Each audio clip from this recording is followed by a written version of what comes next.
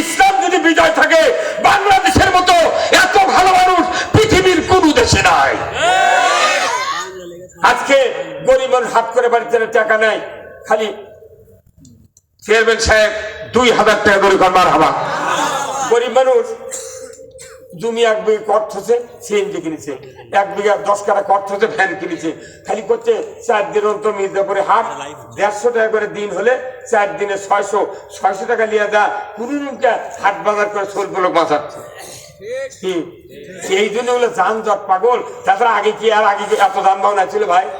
20 বিঘা জমির গারস্থর বেটা ভেনু হচ্ছে, উনি একটা সিএনজি কিনেছে, চার্জার ভ্যান কিনেছে, অটো রিক্সা কিনেছে। আমাকে হালিয়ে চলিচ্ছে, আবার এই সিএনজি রাস্তা চলছে, পুলিশ এসে সুচে দেখানা করছে। জিয়ার ডালি চুকে, তারেক রহমান ডালি চুকে, শুনলে আলেবে ও হলাল্লে ভারতের হলা ভ্যান কানা করছে। ভ্যান আলা কাছে তুই সুচে দেখানা করলু, আর নাম্বার ছাড়া গাড়ি লে ঘুরিচ্ছে, অদ্ভুত চলে গা। এই সকল দিক দিয়ে মানুষ সর্ব দিক দিয়ে চাপে রাখে আজকে ক্ষমতা 16 বছর থেকে তোর লাভ কি হলো? এখন দেখা গেল আমরা কোনো যে কষ্ট দেশে, বিশেষ করে বাংলাদেশ জামাত ইসলামকে যে নির্যাতন করছে, আমাকে তাও আল্লাহ 16 বছর টিকে রাখছে। আর ওরা ক্ষমতা 1 সেকেন্ড থেকে করলো না। এটা আল্লাহ কোরআনের শক্তি দিয়ে এই কাজ করা হচ্ছে। আর এই ছোট ছোট বাচ্চাদের কারণে আমরা দেশটা মুক্ত পেয়েছি। দরকার আল্লাহু আকবার।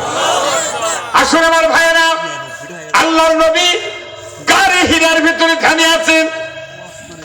12টা 1 মিনিটে হযরতে জিবরাইল আলাইহিস সালাম এসে বললেন, ইকরা বিসমি রাব্বিকাল্লাযী খলাক। পড়ুন মুহাম্মদ, সৃষ্টিকর্তা রবের নামে। কার নামে? রবের নামে পড়ুন। আল্লাহর ফেরেশতা বললেন, রাসূল বললেন, জিবরাইল নয়, আমি তো চিনি না।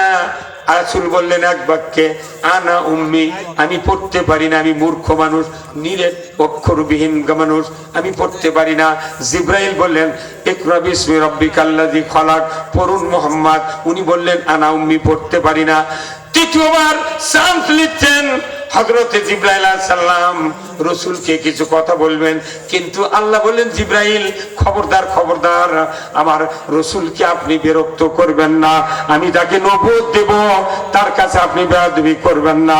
আপনার বুকটা আর আমার হাবিবের বুকটা একত্রে চাপ দেয়া ধরেন, আমি ফটোস্ট্যাট মিছিগের মতো 5 সেকেন্ডের ভিতরে আপনার বুকের কথাটা রাসূলের বক্ষে পার করে দেব। জোরে কন্যা মারহাবা। জিবরাইল সালাম ওই রাসূলের বুকের সাথে চাপ দিয়ে ধরলেন।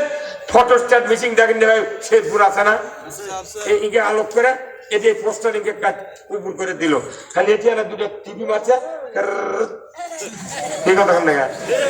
এই যে সিনের সাথে সিনে ঠেকে দিয়ে যে কোরআন পার করে দিল, এরই উপর বিজ্ঞানীরা আলোচনা করে ফটোস্ট্যাট মিছিং তৈরি করছে।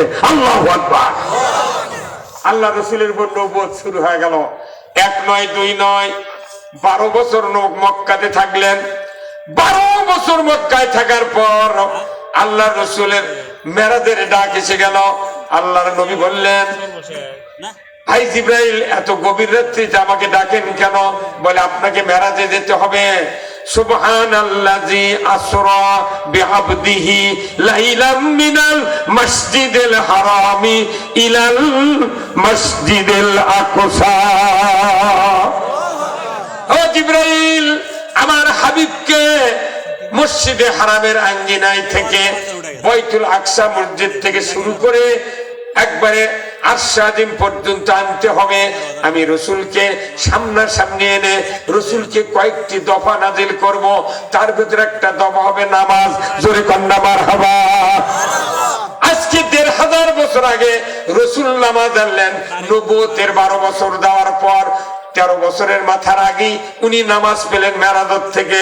নবী আসলেন দুনিয়ায়, সাহাবাদেরকে বললেন, আজ থেকে নামাজ কায়েম করতে হবে। আকিমুস সালাত ওয়া আতুজ যাকাত ওয়ারকাউ মা'আর রাকিন, নামাজ কায়েম করো।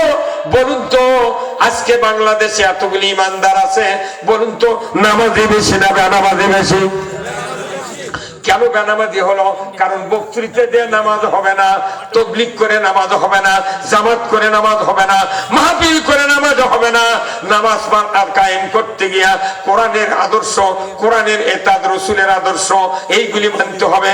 আমার আল্লাহ কোরআনে সূরা আল হজের 41 নম্বর আয়াতে বলেছেন, আল্লাযীনা ইম্মাক্কান্নাহুম ফিল আরদ আকামুস সালাতা ওয়া আতাউয যাকাতা ওয়া আমারু বিল মারুফ ওয়া নাহাউ আনিল মুনকার ওয়া লিল্লাহি আকিবাতুল উমুর।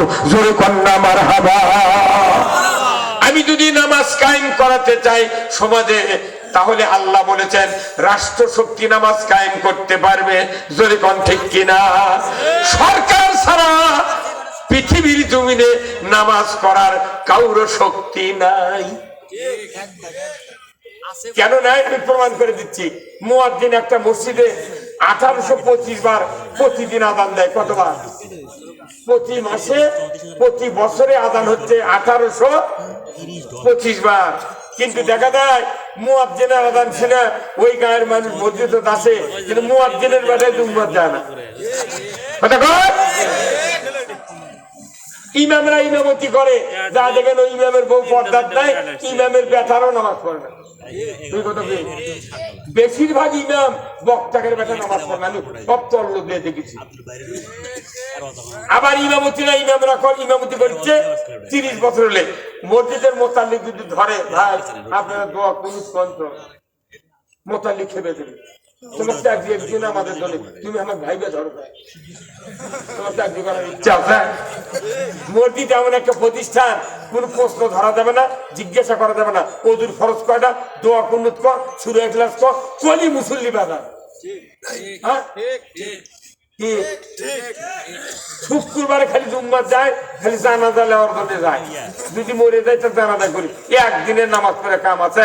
রাসূল বলছেন, মান তারাকাস সালাহ ফালাইসা মিন্নি, যে ব্যক্তি নামাজ তরক করলো সে আমার দলভুক্ত নয়, আমার দল থেকে বহিষ্কার। বিএনপি থেকে কেউ বহিষ্কার হয়, আওয়ামী লীগ থেকে বহিষ্কার হয়, থানাতে ওই লোক তো বিরোধ গেলে ওসি দাম দিবি। ওই মূল নেতা কবি ওই আমার আমাদের বহিষ্কার নেতা